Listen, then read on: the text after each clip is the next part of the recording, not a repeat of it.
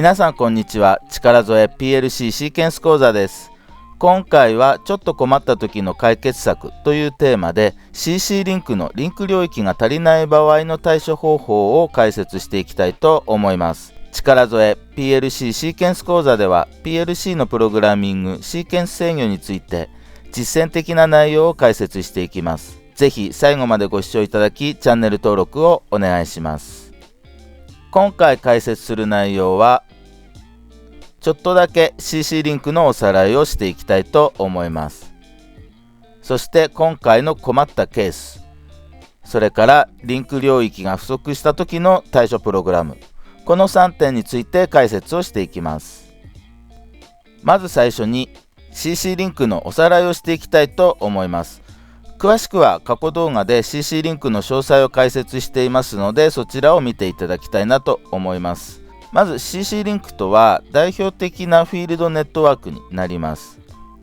近年のイーサネットベースのフィールドネットワークに比べ速度やリンク点数など不利な面が多いですが、手軽に扱えるため現在も多く使われています。伝送速度は最大 10Mbps、最大リンク点数はバージョン2モードで1曲あたり32点、最大64曲で2048点になります。したがって PLC 間のデータリンクなどではリンク点数が不足しがちになるということが往々にしてあります。今回は CC リンクでリンク領域が足りないというお話にしているんですが、これは CC リンクに限った話ではありませんので、他のネットワークでも同じようなケースは出てくる可能性はありますね。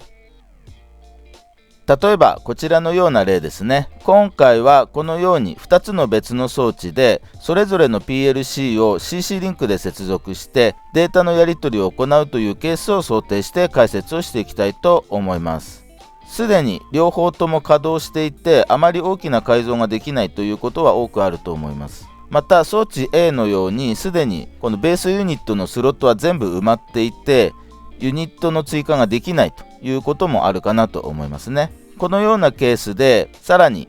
データリンクを追加したいという要望があったとしますね。ただ現状の CC リンクの空き領域を確認すると装置 A と装置 B のリンク領域は1曲しか割り付いていなくて、これを8倍設定にしても32ワードしかないということが分かったということになります。この32ワードのリンク領域のうちすでに16ワードは使われているという状況になってしまっているということになります。ですので残りが16ワードしかなくて、さてこの方は困ったなという状況になっております。ではこのような場合どうしたらいいのでしょうかということになるんですが、実際には新規で装置を作る場合は最初から必要なリンク数を満たすフィールドネットワーク、例えばイーサネット IP だったり CC リンク I フィールドだったり、そういったものを最初から使っていくということが当たり前になってくるんですけども、少し前まではCC リンク一辺倒でしたし、今回のように装置の改造追加とかそういったことではこういうケースも生じてくるのかなということがありますね。ということでまずはこの困った状況に対処するためのプログラムを作っていきたいなというふうに思います。はい、まずタッチパネルの設定から見ていきたいと思います。今回はですねちょっと数が多いのでこのようにダラダラっとそっけなく作りましたが、こちら側が先ほど言ってた PLC1 側のデバイス、それからこちら側が PLC2 側のデバイスということになります。 PLC1 の D の1000から D の1063まで、この64ワードデータをこちらのですね PLC2 の D の1万から10063、こちらに送りたいと。でただリンク領域はこのW の10から 1F までの16点しかありませんよという状況になります。これを動きが分かりやすいように3つ並べましたけども、今回はタッチパネルの設定というのはこれだけになります。それではですね、データストローブのところから作っていきたいと思います。今回はスキャンではなくてクロックでインクリメントをしていきたいと思います。今回、スキャンを使わない理由というのはこの場合で言うとですね、PLC1 と PLC2 のスキャンタイムが同じとは限らないんですね。で、同じ機種の PLC でもプログラムの量や使っている命令によってもスキャンタイムが変わりますので、全く同じスキャンタイムになるということはまずありえない。で、一応 PLC1 と PLC2 は同期しなければならないんですけども、同期といってもね、厳密に同期する必要はなくて、異なるスキャンタイムを吸収できるぐらいでいいかなと思います。で、これをですね、スキャンでインクリメントさせてしまうと、値の角の位置がずれます。これはスキャンのタイミングがそれぞれの PLC で違いますからね。ですので、クロックでインクリメントをさせていく方が確実ということになります。で、今回のシミュレーション環境なので、100ミリセック以下、スキャンがね、100ミリセックなので、それ以下のパルスは受け付けません。したがって今回は 0.2 秒クロックを使います。これだと片側100ミリセックごとにオンオフを繰り返すということになります。実機ではもっと速いクロック、例えば SM409 の 0.01 秒クロックとかでも構わないんですけども、遅い方の PLC のスキャンの方に合わせてください。任意クロックを作ってもいいかなと思います。で、今回はパルスの SM411 で D の100をインクリメントしていきます。で、64ワードを16ワードずつ転送していきますので、64割る16で4ですね。ですので、0123の4回ということになりますので、D100 が計3ですね。0123ですから、3を超えたらば、D の100をリセットしてあげます。で、ついでにですね、D の100を D の101に転送しておきます。で、次にですね、W10 から W1F のリンク領域にデータを出力していきます。これは単純にですね、D の101が K の0、0であるならば、pmove で D の1000の値を W の10から16ワードにね、転送してくださいね、ということになります。これと同時にですね、CC リンクのビットの部分ですね、ビットの部分を使って出力タイミングというのを作っていきます。で、これを単純に4つ作っていくということになりますので、これは4つ先に作っておきたいと思います。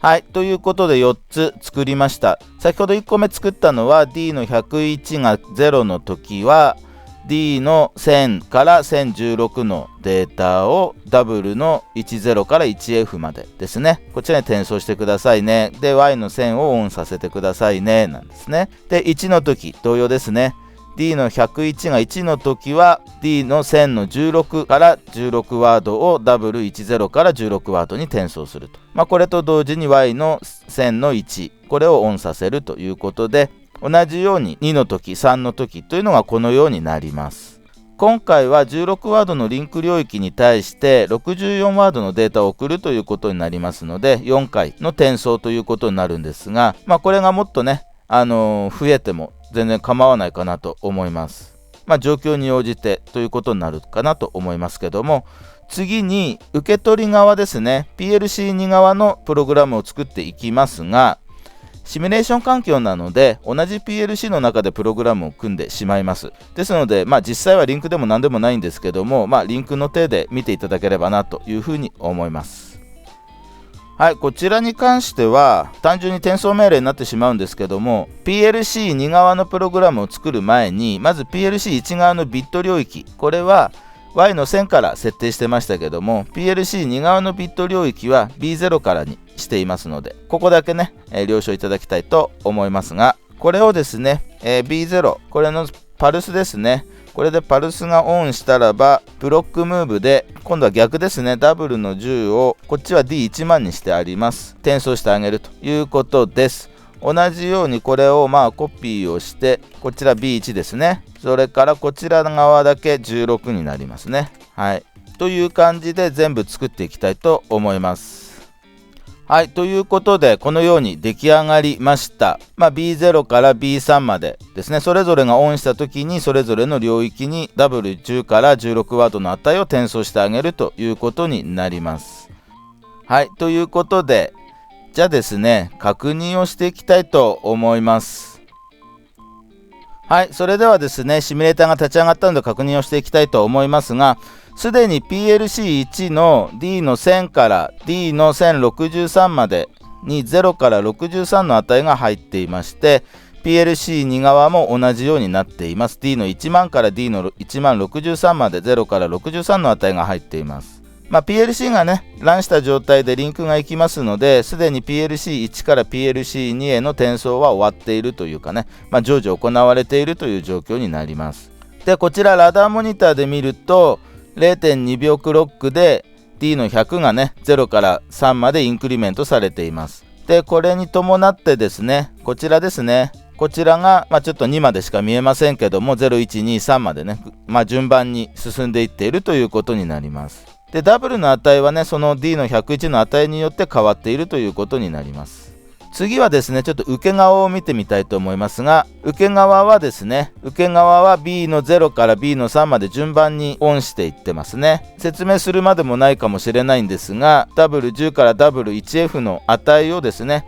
この D の1万、D の1万、16、32、48のこの4箇所に振り分けて転送しているという状況になります。ということで、こちらのリンク領域 W10 から W1F の値は、パルスによって変わっていっているということになります。適当にこの辺を値を変えていくと、それに伴って変わっていくということになりますね。ただこれをやるにあたって注意していただきたいことがあって、今みたいに例えばこのようにここの値変えていきますね。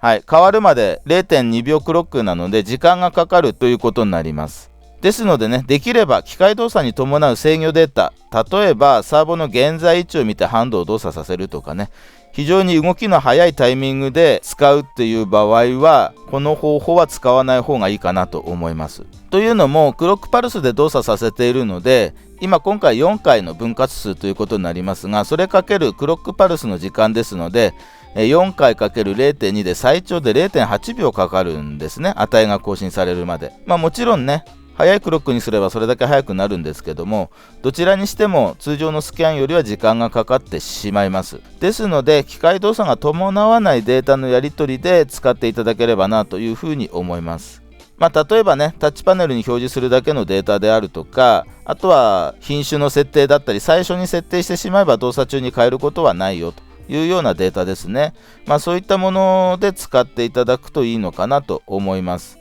ということでね、あんまり使い道はないかもしれないんですけども、こういうやり方があるんだなという程度に、参考にしていただければなと思います。ということで、この動画が勉強になった、役に立った、仕事で使えると思ったらグッドボタン、チャンネル登録をお願いします。それでは以上、力添え PLC シーケンス講座でした。ご視聴ありがとうございました。